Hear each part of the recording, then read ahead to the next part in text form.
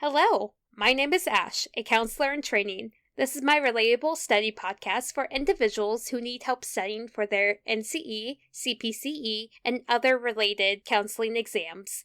I'm going to go through many questions from multiple resources and make the answers relatable to both you and me. So get your listening ears on and let's get studying.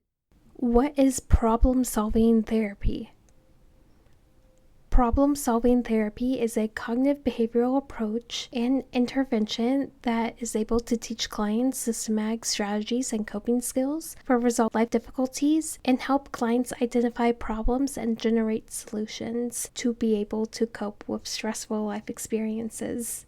You suggest a medical referral to manage your client's symptoms. He explains his experience with pain prescriptions causes lethargy and confusion. Which response is the most ethically sound? A. You should start medication before it gets too hard to manage. B. There is a lot of evidence regarding the effectiveness of medications for major depressive disorder. C. This decision is entirely up to you. D. It will not hurt to try. The answer is C. This decision is entirely up to you. We, the counselors, can help the client explore the various decisions that clients have to make, but we cannot make decisions for them. So when the client is ready to start medications and they have thought through this and ready to decide to start, we will support the client and make that medication referral for them.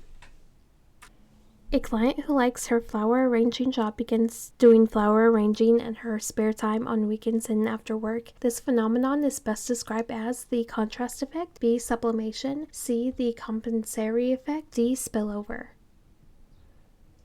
The answer is D. This phenomenon is best described as the spillover. This is when an individual will take what they like from their job and start doing it within their leisure time. For example, I had a previous job where I took a lot of photos, and in my spare time and in my leisure time, I went out and took photos. That is the spillover effect because I enjoyed taking photos.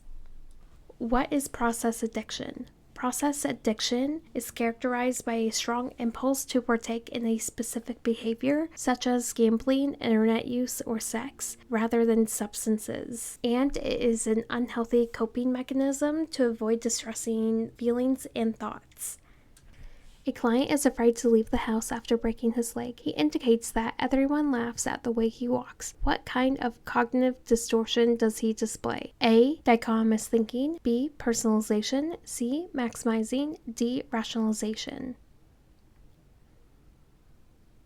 The answer is D. Personalization. This is the kind of cognitive dissertation he is displaying. Personalization is a cognitive dissertation where an individual will believe that things are connected to them even if they have nothing to do with the situation. Take this client, for example. Once his leg healed from being broken, he fears that everyone will laugh at the way he walks. He's having anxiety about being looked at and being judged for the way he walks after breaking his leg, and he may assume that other people are targeting him for judgment, and he may think that something is wrong with him, which is the way he walks. I would recommend doing more research about personalization.